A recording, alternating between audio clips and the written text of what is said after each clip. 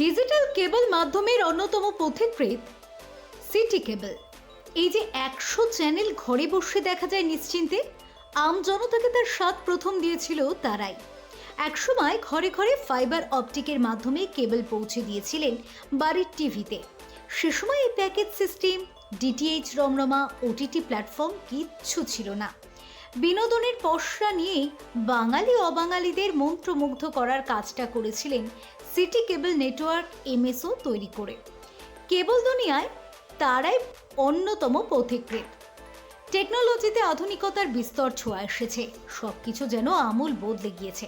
দারুণ প্রতিযোগিতা, তবু ডিটিএইচ এর সঙ্গে সমান্তরাল লড়াই চালিয়ে এখনো বাংলা 30 থেকে 40 লক্ষ বাড়ির টিভি দেখার ভরসা সিটি কেবল। সেই বিশ্বাস অর্জন করেছেন। প্রথম তারাই খুব কম টাকায় মধ্যবিত্ত বা নিম্ন মধ্যবিত্ত বাড়িতে টিভিতে কেবল পরিষেবার স্বাদ দিয়েছিলেন। এখন নতুন করে প্যাকেজ সাজিয়ে সেই সুযোগই করে দিচ্ছেন তিনি দর্শকদের। প্রতি বছরই তাদের গ্রাহকদের জন্য নিত্য নতুন পরিষেবা নিয়ে আসে সিটি কেবল।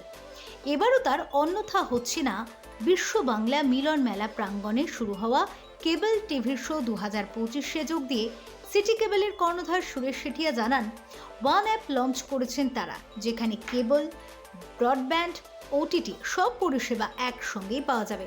পাশাপাশি টিউবার্স বলে চ্যানেল লঞ্চ করেছেন তারা, যেখানে ইউটিউবাররা তাদের কন্টেন্ট দিচ্ছেন, সেই কন্টেন্ট দেখাচ্ছেন তারা।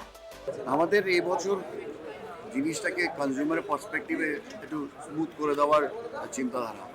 তো আমরা একটা অ্যাপ নিয়ে এসেছি, ওয়ান অ্যাপ, যেখানে কেবল, ব্রডব্যান্ড, ওটিটি, তার বিলিং, তার লোকেরা যদি চুজ করে নিজের মতন করতে চায়, সে অ্যাপটাকে লঞ্চ করা।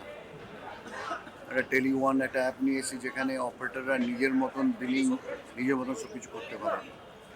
আমরা একটা টিউবার্স টিভি বলে চ্যানেল আছে, যেখানে ইউটিউবার্সরা কন্টেন্ট পাঠায়, প্রায় 400টা ইউটিউবার কন্টেন্ট পাঠায়। আমরা সেটাকে প্রমোট করছি, কেন আমরা দেখছি যে ওই ইউটিউবার্স কন্টিনিউয়াসলি বাড়ছে।